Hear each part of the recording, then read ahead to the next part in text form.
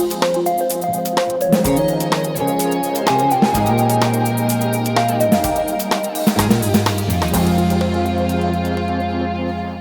today we're going to talk about the Me Too movement and specifically the experience of Palo Alto resident Rowena Chiu, who was in the 1990s an assistant to movie mogul Harvey Weinstein.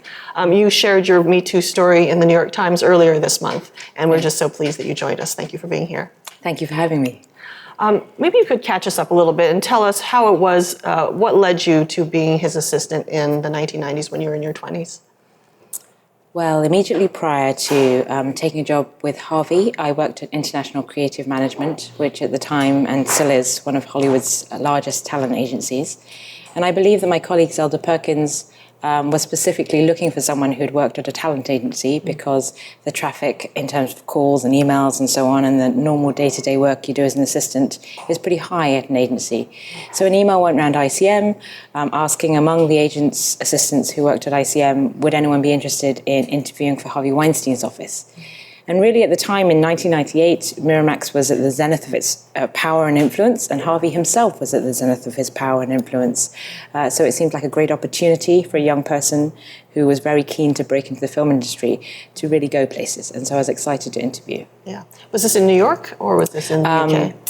Harvey, I believe, had 4 assistants in New York who would travel with him to LA and so on. He may have had some in the LA office also, but in London, it was Zelda and I. So we were the 2 assistants that worked with him on his European travel. So mostly that meant when the New York office called us and Harvey was coming over for a European trip, and that might be just to London, or it could be to other European cities.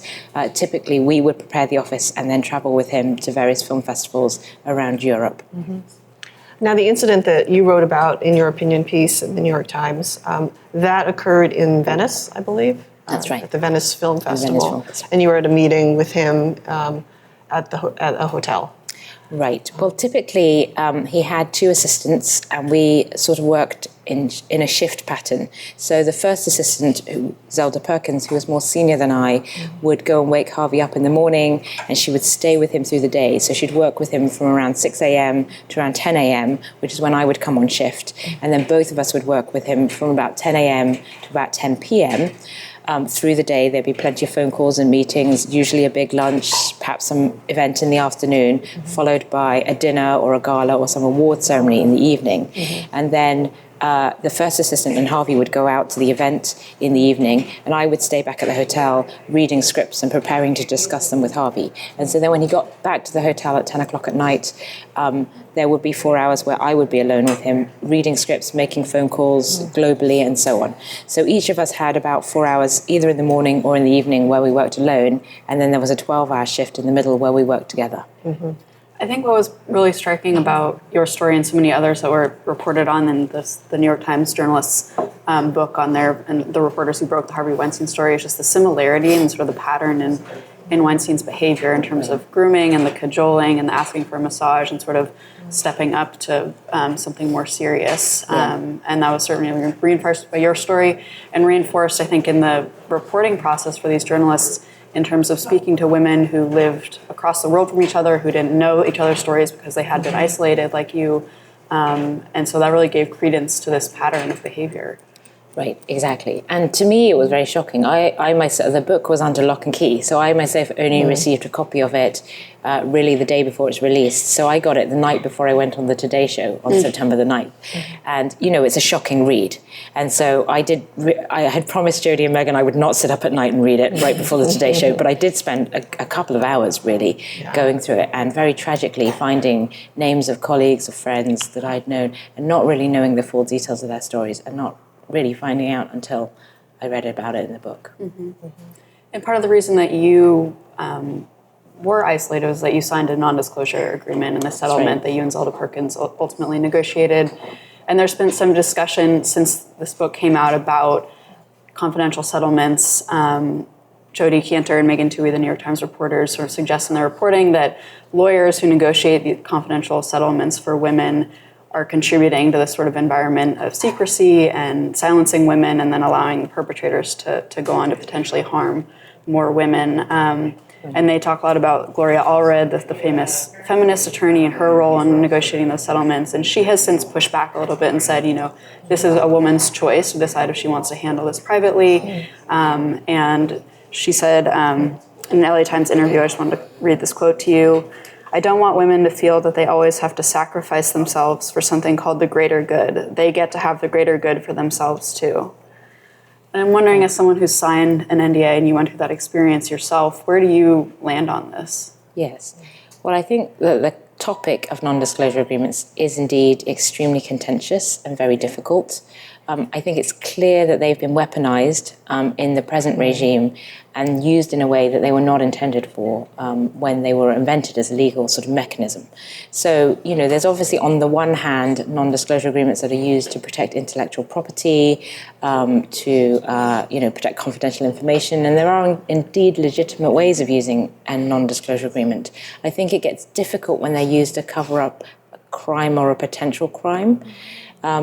But still, it is a grey area because often actually it's the women who ask for an NDA because they, for various reasons, they might, most times they're feeling highly traumatized. They may want to keep something that has happened to them personal and private. They might be mid-career and they have their own careers and reputations to protect. So you'll find that it is often the women that want the NDA and they believe that it's protection for them. Our situation, I suppose, was a little bit different in the sense that neither Zelda and I particularly sought a silencing agreement. After the assault that took place in Venice, our initial intent was really to either go to law enforcement or to have Harvey reported to his superiors. And since he had no superiors within Miramax itself, that really meant going to the Walt Disney Company. So we were pretty keen that we would either go to Disney or go to the police. And it was really the sort of so-called grown-ups in the room, as in people who are much more senior than us, that pressured us into the NDA, saying that he's extremely powerful, he's extremely senior, nobody is going to believe the word of the two of you against him. And so really our only way was to sign an NDA. And our only way, certainly if we wanted to negotiate some of these clauses that we were pretty adamant that we wanted to put in place, things that protected other women, such as, Miramax would hire 3 ombudsmen that would be complaint handlers for future issues, employment issues, and they don't have to be sexual harassment, they could just be general harassment, and then that Harvey would go to sex therapy and so on. These were the clauses that we very much wanted, and in return for getting our clauses, we had to agree to keep this entire incident completely confidential from friends, from family, from doctors, therapists, other professionals like lawyers, all of whom would have to sign an undertaking with Harvey's lawyers if we were ever to discuss anything with them, even in the lightest possible tones. So in return for silence and money, we agreed that we would be silent, take the money so that Harvey would fulfill some of these other clauses. And there's actually limited evidence as to whether he did fulfill his side of the bargain. Mm-hmm. That seems like a huge sacrifice to agree to silence that maybe at the time didn't seem like it would become the burden that it is for so many and for you as well. Right. I'm kind of wondering if you could talk a little bit about the effects of this NDA on yourself. Well, I think at the age of 24, I was 24, Zelda was 25. Both of us were only really a few years out of college or university. And I think at that stage, we had relatively little experience with the world of business, the world of commerce, or any legal systems. So I think we were a little naive about how the NDA worked. We'd been assured that we could sign the NDA, draw a line under an unpleasant experience and walk away. Mm-hmm. And, as I said, many women believe that this happens. So certainly I didn't believe, I thought we were young, I thought I would recover, I thought I would be able to continue to work in film, and I thought I'd really be able to draw a line under what happened and walk away. As things worked out, even though I was very junior in my career, and even though I left with promises that Miramax would assist me to continue a career in film, I left with glowing letters of reference from Miramax, in reality, none of those things really mattered. I mean, both Zelda and I have spoken in the media about the process, the demoralizing process of going around London and interviewing for, at least I felt I did, interview for every film and television company in town. It's a small industry in the UK. There are whispers, there are rumors, and it just became impossible for me to find a job. People would pull me in for interview, and they would even blatantly say, we don't really have a position, but we really wanted to meet someone who'd worked for Harvey Weinstein. And so everyone was curious to meet me, and nobody really wanted to offer me a job, even the most basic job at a mailroom. And one has to understand that at the time, as I've mentioned, Harvey was at the zenith of his power. People didn't want to cross him, even in the smallest of ways. So even a discarded assistant who worked in his office for 2 months and left under suspicious circumstances, you could probably hide me in a mailroom somewhere, but nobody was prepared to take that risk. Basically, you were blackballed. Essentially, yes. And then the personal pressure, I couldn't have foreseen.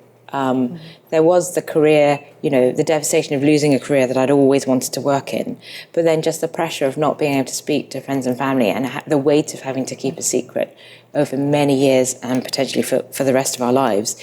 I don't think I had quite taken into account what that might feel like. And so certainly there was a mental stress and pressure that eventually built up over the years, culminating in a couple of suicide attempts when I lived in Hong Kong. What was it that brought you out of that, if you don't mind my asking?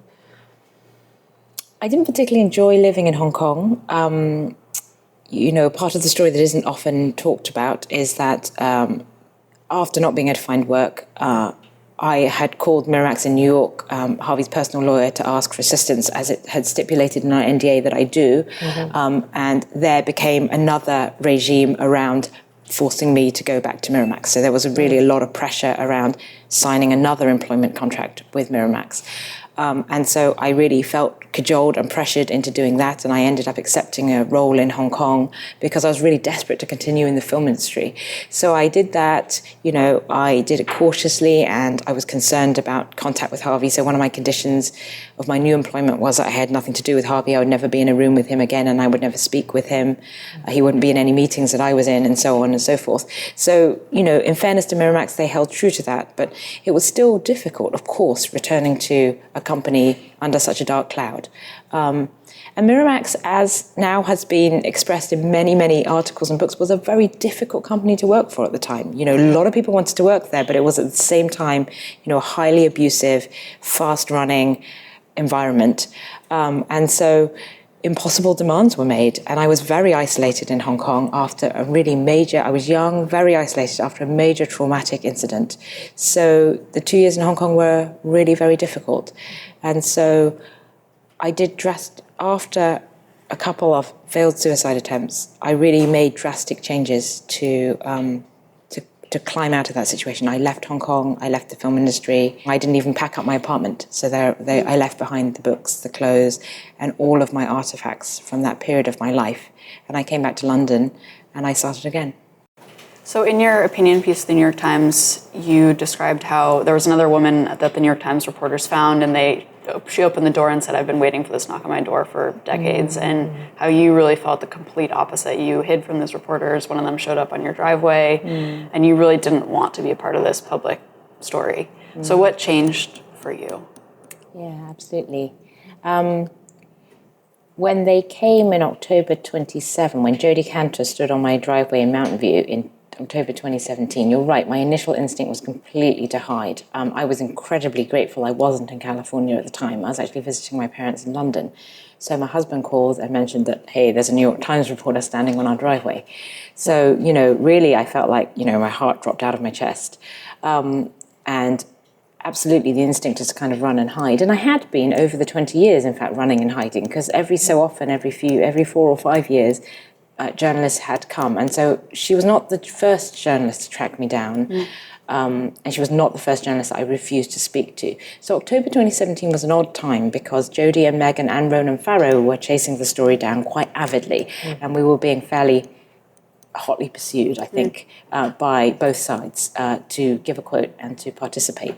And I think at that time I was absolutely adamant I wasn't going to do so. And really the legality of breaking the NDA was only one consideration. I mean, a very heavy consideration, but only part of the puzzle. The big piece is really around family And by that I mean my family, both my family of origin in the UK and also my family here in the US. As has been widely reported, I'd been married to Andrew for 10 years at that point, and he didn't know any of the details of any of the stories. All he knew is I used to work for Harvey Weinstein. My children were all very young, and I was really worried that what subsequently happened to Dr. Ford, being surrounded by reporters and being chased out of her home, would happen to us as well. And that was before Christine Blasey Ford's story had come out in the press. But in my own imagination, I imagined the house being surrounded by reporters. I imagined my children being followed to school. I really imagined being hounded. It was quite terrifying to see emails from journalists pop up in my inbox on Facebook, to know that they knew where I lived and they knew my place of work, and they contacted the HR department at my company and my husband Andrew's company. So, all of that was actually quite a lot of pressure. And I just felt, I didn't know what the repercussions would be. My youngest was only 6 months, and I didn't feel I could take on what the repercussions of going public. People talk about the intervening 2 years as though they were a really long time. And I feel like it's actually quite a short time to go from a position of being desperate and frightened and hiding to being able to appear on the Today Show and talk to 4 million people. That's really quite a leap to make in 2 years. Yeah. They also always ask me what was the turning point, as though there were a sort of road to Damascus moment. If there are moments to point to, certainly meeting Christine Blasey Ford at the gathering that is, written about in the book, was certainly inspirational for me.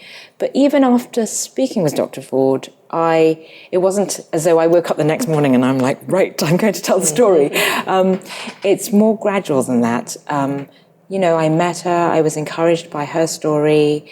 It was a wonderful inspiration to meet someone in person who had gone through very difficult times and told a very difficult story with almost insurmountable challenges, and to see that she was still able to talk about it, that she survived. And so that sort of gave me a sense that it's possible to do, and you can get past it, and you can still function, and your family's intact, and your children are happy, and so on and so forth. So I began to think it through, but it still took a number of months. I hadn't spoken to Jodie Cantor at all in person before the gathering. So the gathering was significant for a number of reasons. It was the first time I met Dr. Ford, but also the first time I met and directly spoke to Jodie Cantor and Megan Toohey. Prior to that, we had communicated through a lawyer, but for 18 months, effectively, I was still hiding from journalists. So after speaking directly and meeting Jodie and Megan, I began a gradual process of thinking that I might be able to trust them with my story. And originally, I spoke off the record and talked about the implications of being in the book. And we knew then that the book would be released in September, and that was back in January. And so that seemed to be a decent runway of time to come out about my story. So I started speaking in March. Another sort of very seminal moment is I went anonymously to give testimony at the House of Commons in the UK to a select committee on sexual harassment, on workplace sexual harassment. And although I was anonymous, I spoke about my story in a room full of 10 or so members of Parliament. Wow. And that experience really gave me a lot of strength. It was interesting to be able to tell my story in a room and see sort of reactions and really horror on people's faces directly.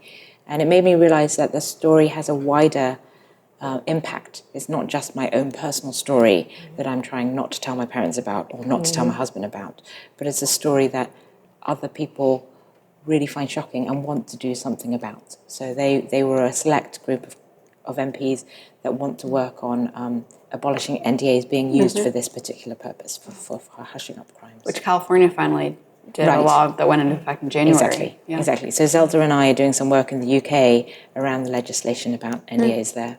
So I'd like to talk a little bit about culture and cultural upbringing and how that affected both your handling of the situation and coming out to. You just mentioned that you told your parents. Now, I know in Asian culture, sometimes there's, especially in Asian immigrant cultures, there is a preference to kind of try to fit in, kind of following along the saying of the nail that sticks up gets hammered back down. So I'm wondering how you thought about and how you approached your parents with your story? I think it was probably the hardest element of the story. They're certainly the hardest people to talk to about it. I think, as I've expressed in my op-ed, they weren't super supportive, or at least puzzled by a decision to enter the film industry in my 20s.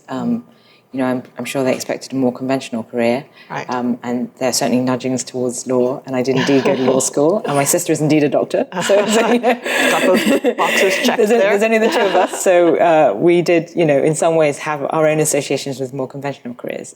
So then when I went into work in film full-time, I'm sure it was at least puzzling for my parents. Mm-hmm. And you're right, I think it's very difficult as a person, as a child of Asian immigrant parents.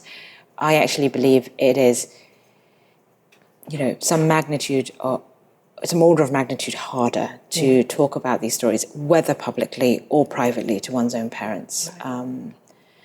I have found it, it's been very hard speaking out on a public basis. I think a lot of, not just my parents, but a lot of aunties and uncles from my childhood haven't really commented. And I think it's hard for them to comment because they're of a different generation and of a different culture. And so I think that there are a lot of complications it's a very, it's a global story, but at the same time, it's a very much a story of our generation, that we are willing to speak out and able to speak out and empowered to speak out. I think until very recently, that wasn't true. And I always talk about how I'm encouraged by stories of young people, particularly young Asian American women who are experiencing some form of workplace harassment, who write to me and tell me about how my stories inspired them. But the other group of people I haven't spoken about are people who are older than me, who write about, especially Asian American women who are older than me, who've written to me to say, I wasn't able to speak in my time, and now you're finally able to speak. Those two groups of women have both moved, and in some ways, I feel, there's a tragedy. Yeah. I feel very compassionate about those types of situations. Yeah. It's also very powerful that it seems like through you they're feeling like they have a voice that they've not had. Right, and that has surprised me. The response from the Asian American community in particular has been surprising and encouraging, and in its own way very, very empowering. So, they feel I've inspired them, but they are also inspiring me. I think, there are, certainly I addressed sort of the issue of cultural identity quite clearly in my New York Times op-ed, but even then I was surprised at how much it was taken up by the Asian American community and the responses that I've had from various figures within that community. Yeah. It's been great. I'm a British Chinese person, so I don't really identify as an Asian American, but I am very honoured and flattered to be embraced as a cousin in cultural identity. Yeah. Well, of course, with the Asian American history, going through the World War II and the internment of the Japanese and people feeling like they needed to fit in order to not. Yeah. Right. And the model minority issues, which we've discussed too. And that's very much, I feel that's very present in California. And even though I don't specifically come from an Asian American heritage myself, I'm raising 4 Asian American children who were born in California, and, they will face a very different issues around cultural identity than I did growing up in the 1970s and 80s in the UK. Yeah. How did your husband and you talk about the idea of speaking out or not speaking out and its effects on your children? Because I'm sure there are some pros and cons. Yeah. Well, my husband has always been very supportive, bless him, since the incident in the driveway. Luckily, he took the incident in the driveway with great humour. He was brushing Cheerios out the back of the minivan at the time. So it was definitely not the most glamorous way to be caught by a New York Times journalist. And now that moment has been encapsulated in the book for everyone to read. So he's Chinese-Australian, so luckily he has a good sense of humour and he's taken it very well. I think he's been very supportive throughout. However I've wanted to handle this, whether to remain private about it or to go public about it, he's equally supportive either way. And we've had lots of weird and wonderful requests of all types, not just for interviews and podcasts and articles, but also around writing books and making movies. And he's able to kind of take that all in his stride. In terms of specifically talking to our 4 children, again, he's been pretty open about how we handle that. the younger two are very young. They're 5 and 2, so they're not really yet of an age where I can talk to them about this. I definitely did sit the older children down. My daughters are 8 and 10, and so we very much sat down and talked about, they were excited. They said, "Mummy's been on TV in a pink dress." And so we had to talk to them about, it's not always exciting to be on TV, and sometimes you're on TV for reasons that aren't, happy reasons. And when we spoke, you actually said that you had an age-appropriate conversation about really consent with your 2 daughters, spurred by this whole thing. Yeah. So thanks to the 4th grade puberty talk, they do understand, what sex is. And so I was able to, blend that with a talk about, they're often in schools taught in playgrounds that everyone needs to be happy to play. So, if there's a game and the game is getting a little rough or one person is crying, you need to understand that everyone has to be happy in a game to have the game continue. So, I think that's a useful analogy for rape because they understand what sex is, the basics of it anyway. I don't think they understand the emotions behind it. So I was able to say to my kids, sex often happens between 2 people. It's often, but not always, between 2 people. But however it happens, whenever it happens, between whom, it's important to make sure that everyone in the room is happy with what's going on. And then also, of course, it bled into a discussion around body autonomy and consent, which is really important for children. We talked about how you have to be 100% happy with what happens to your body. And if anyone does anything to your body that feels uncomfortable, that you are to go to a trusted adult. And that trusted adult could be your parents, but it's not always your parents. But it's up to each child, certainly for my 8-year-old and 10-year-old who are old enough to go away and think about who is a person you would talk to if someone touches you in a way that makes you feel uncomfortable. So I think they have a lot to think about. Yeah. It's great that this has led to important conversations. Hopefully it's leading to important conversations in many households as well. I think you're going to ask a question about the Me Too movement more broadly. Yeah, when we talked about this a little bit before too, just there's so much debate about sort of the qualitative or quantitative progress of the Me Too movement, and I think there are some concrete things we can point to, like the new California law that's banning NDAs in sexual assault cases, or this criminal trial for Harvey Weinstein, depending on how that ends up. But where do you see the most progress, and how do you sort of categorize that in your own mind in terms of the impact of stories of women like you who have come forward? Yeah, it's a much larger question, and I think it's hard to address. I myself only broke my story about a month ago, and I've been focusing so far on telling a personal story and the personal impact. I have to admit, I haven't thought a lot about the sort of broader macro impact or global impact, depending on how you might categorize it. I have to say that, frankly, there are days when I think, wow, a lot of progress has been made, but there's still so much progress that needs to be made. I don't know how I'd categorize it. I think it's one of these things that's very hard to measure. In anecdotal conversations with friends who still work in this industry, they say that things have changed. There's been a sea change in Hollywood. There's been a change in attitudes in boardrooms, in meetings, in writers' workshops. And I'd like to think that's true. So I think sometimes I am, unduly pessimistic about whether or not we can really create change. I think it's difficult in the age of Trump to not be pessimistic about that. But personal anecdotes that people have come to me with and personal stories that people have come to me with saying that, it used to be like this, but now it's more like this. They've been moments, sparks of encouragement. So Harvey Weinstein's criminal trial will start in January. Will you be following that? I will.